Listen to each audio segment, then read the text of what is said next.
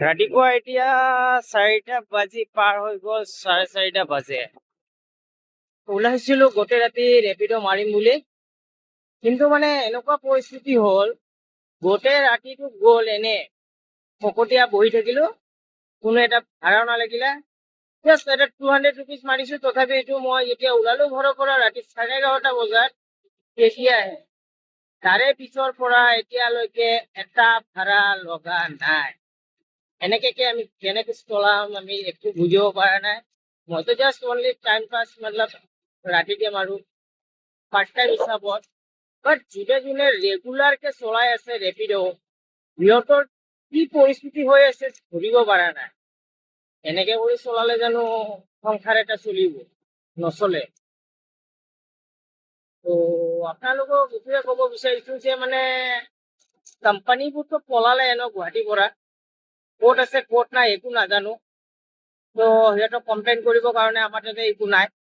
তো এতিয়া আমি মানে আৰু যি মানে দেখা পাই আছো, এইটো পাৰ্ট টাইম জব কৰো ইয়া ফুল টাইম কৰো, কোনো লাভ নাই। আল্টিমেটলি চব ফালে লছ।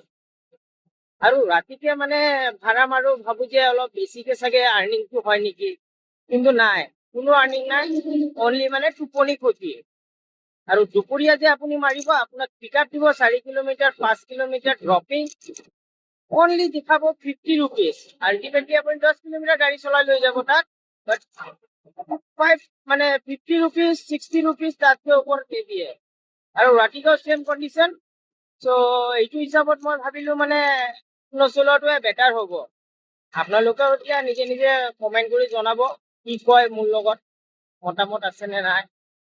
বাকীটো কোনো মানে পৰিস্থিতি ভাল দেখা নাই মই ইমান এটা ৰেপিড' ওলা উবেৰ।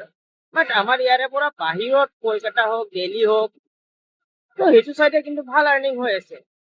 নাজানো কিহৰ কাৰণে, বাট আমাৰ ইয়াতে কোনো মানে কামাইটো নাই সেনেকুৱা। বাকীটো এৰি দিলো আৰু নচলাও। আৰু যদি আপোনালোকে ভাল লাগিছে ভিডিঅ'টো শ্বেয়াৰ দিব, কমেণ্ট কৰি জনাব। যদি ৰাতিকেও মানে মই ওলাম, ভিডিঅ' চিডিঅ' বনাই দিব লাগে, আপোনালোকক দেখাব লাগে কেনেকুৱা কি আৰ্নিং কৰি আছো, তো আপোনালোকে মোক কমেণ্ট কৰি জনাই দিব, মই আপোনালোকক ভিডিঅ' বনাই বনাই শ্বেয়াৰ কৰি থাকিম। তো আজিলৈকে ইমানকে সামৰিছো। বাকী কমেণ্ট কৰি জনাব কোনে কোনে চাই আছে ৰেপিড' উবেৰ অলা চলোৱা মানুহ। বাকী অটোৰ ইনকাম ভাল আছে, বাকী গাড়ীৱালা আৰু বাইকৱালা বৰবাদ।